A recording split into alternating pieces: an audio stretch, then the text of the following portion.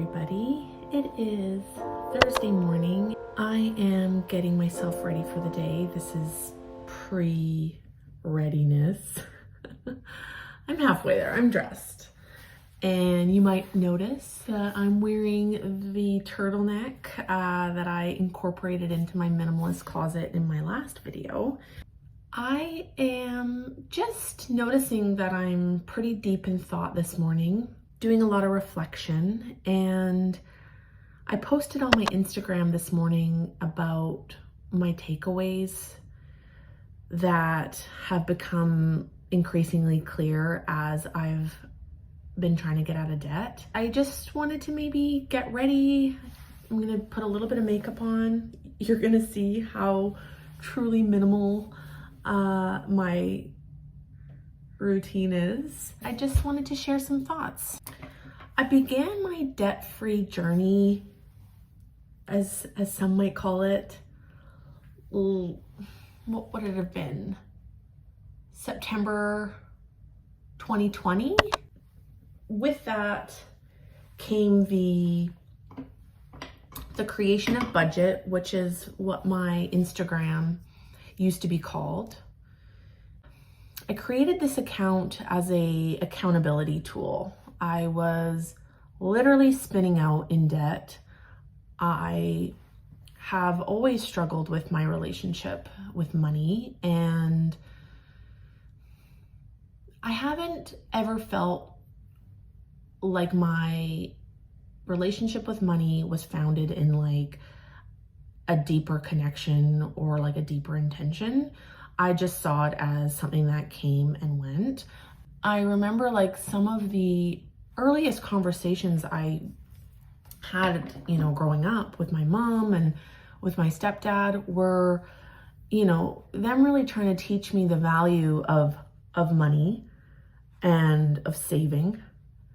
I have these cerebral memories of just not getting it, like just physically not understanding how to save.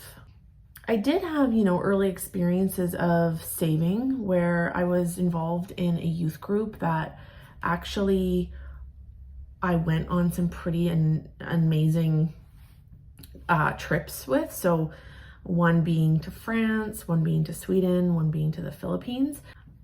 I can't exactly remember the arrangement I had with my mom, but I know that some of these trips were paid for by fundraising, but she also had certain expectations of how I was going to contribute to these trips.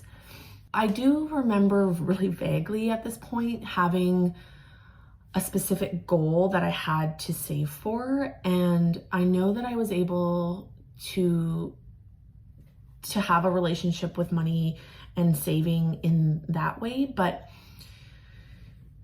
that was early to late teens. And when I think about my adulthood, like early adulthood, I have had experiences where I've had to accrue debt, like student loans and a car loan, and pay them off. But my relationship with credit cards and emotionally fueled spending has been a real struggle for me. I'm now at the age where debt is literally standing in my way between like myself and some like goals that I just know my quality of life would improve so much if I can just break past this wall of debt. Especially now where I'm married, I'm in a relationship, I feel a sense of responsibility to be smart, to be methodical. It's no longer just about me.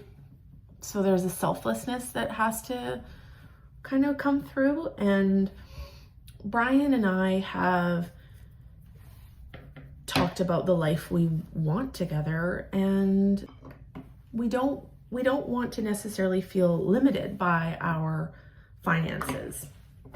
It's really important to Brian to own a house and own property, and I say it's important to Brian because it is important to me, but it's still not even a reality that I've been able to conceptualize and to even fully accept.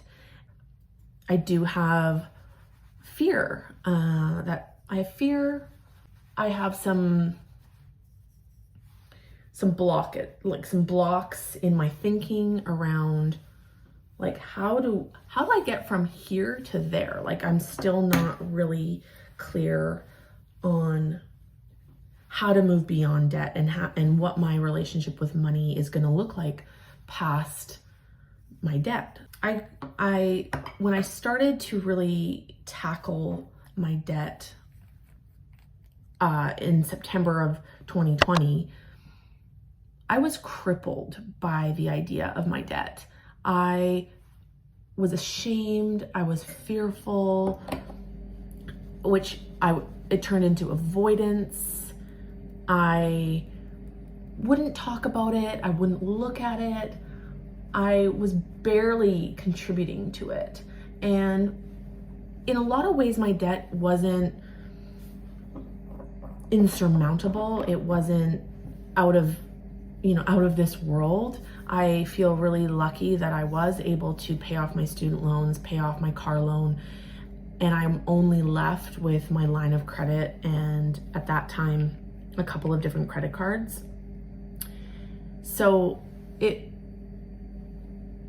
really was just about accepting where I was at and trying to figure out, okay, where do I go from here? So at that time I had over $20,000 in consumer debt. And that was the other piece, is that I didn't even have anything to show for this debt. Like I honestly would look at my credit card statements and just be like, Corie, how did we get here? Like none of these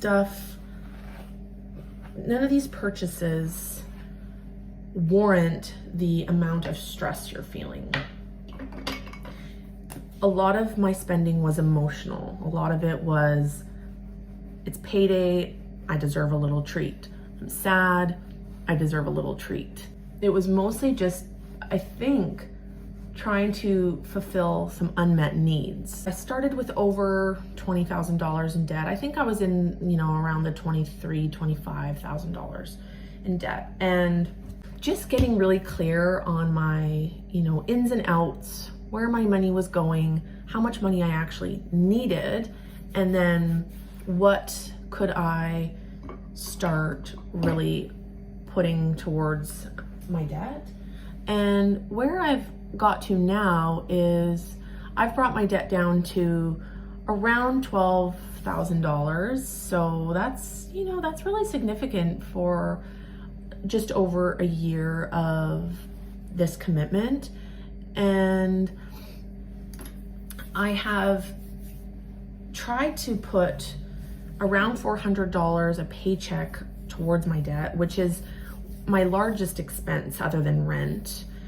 And I'm also trying to take the approach of throwing any additional income that I get towards my debt. And that has been hugely humbling. I think the piece that I really am wanting to explore and what's really been on my mind and I want to share is that I have taken so much away from this year and a half, 2 years of truly living within my means, making some sacrifices because I have this larger picture in mind. It was really uncomfortable at first. I don't know if I can do this. I don't know how people do this. I have to get like really close. I can't even talk and do this at the same time. I'll be right back. I think a big reframe that I've had to get comfortable with is the idea that fun equals spending money and worthiness equals spending money, fitting in equals spending money, quality time equals spending money, self-expression equals spending money. These have been some really hard reframes. I can really, really confidently and proudly say that I am getting so comfortable with this more simple lifestyle where my decisions aren't based around money. My worthiness isn't based around money. My friendships aren't based around money. My relationship isn't based around money. And of course, life does require money, and I'm not blind to the fact that money can enhance a lot of things that we have. Money is integral. Like, there's no removing ourselves from capitalism completely, but in order to really stay laser focused on getting out of debt, because I do see the worthiness of getting on the other side, I do see the opportunity on the other side, I've had to get really comfortable and familiar with simple pleasures. And it can almost feel annoying to talk about, because I think so many of us have tried to push past these concepts, and our society has downplayed them and minimized them to being like, okay, yeah, sure, you can read a book. Yeah, sure, you can go for a walk. Yeah, sure, you can, drink tea and just chat with your friends at home. But wouldn't it be more amazing to go on a trip? Wouldn't it be more amazing to have anything you wanted? Like, there is this limiting belief that simple pleasures are just because you've kind of settled, you've accepted that that's all you can have, or that's all you can get. And there has been a sense of acceptance in the simplicity, but it hasn't actually felt like a settling. And that didn't come right away. It's actually taken this long to really grow to appreciate this simplicity. And in my post on Instagram today, I was talking about the teachings, the learning that I've actually got out of having a life that doesn't revolve around spending money. I can truly with so much confidence tell you that, like, reading my book in the morning, going for walks, going for runs, talking to Brian on the phone, spending, a night with some girlfriends, chatting and catching up, those are the most important things to me. My family, my relationships, my own physical health, my own mental health. And yes, money can enhance life and what we get to do with it. But I think, honestly, in order to even feel fulfilled with money enhancing those life events, I've had to get so grounded and clear within my own self, my own body, my own comfort with just who I am without it all, as who I am, stripped from the busyness that money facilitates. It's actually cleared up so much of my mental state to just be focused on paying off my debt and knowing that a huge amount of my income is going towards that goal every month. I'm not distracted or feeling like there's certain expectations that I have to meet, because I've just kind of removed that. I can't meet them right now. It doesn't mean that I'm not so excited for opportunities in the future, but I do firmly believe that I am going to approach those things with a newfound appreciation, because I've been able to really scale back and get clear. So I really don't know if this resonates with anyone. I don't necessarily expect everybody to be on the same path as me in getting out of debt. I know a lot of people in my circle don't necessarily have consumer debt, but they have mortgage debt or student loan debt. And I think those are debts that, as a society and in a lot of our own, value systems, we can accept because they serve a greater purpose, and quality of life can really depend on those. So, like having a secure roof over our heads, a home to raise a family in. For a lot of folks, real estate is an additional source of income as well. Student loans, there's no better investment than our education in a lot of ways, and you're furthering yourself towards potentially making more money or creating a more secure and stable life for yourself. And I'm not here to demonize debt in any kind of way. I know that for me, a lot of my debt was accrued due to my own mental health and just COVID. COVID added a ton of debt to my balance, to my credit card.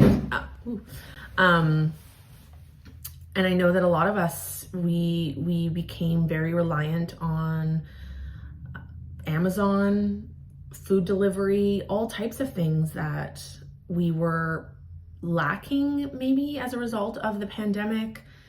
We were seeking those dopamine boosts. We were seeking connection. We were seeking nourishment.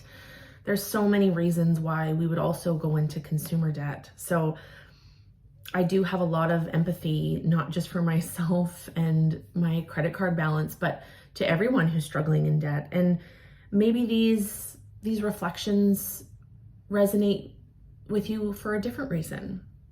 I'd be really curious to hear what maybe you take away from this. So those are my Thursday morning thoughts, and I'm just so grateful for those of you listening and watching.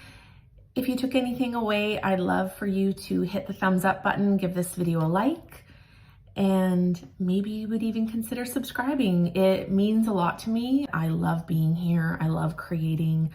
I really love using this platform to build meaningful content and meaningful connections. So thanks for standing by and sticking around, and I'll see you in the next video. Happy Thursday. Bye, everybody.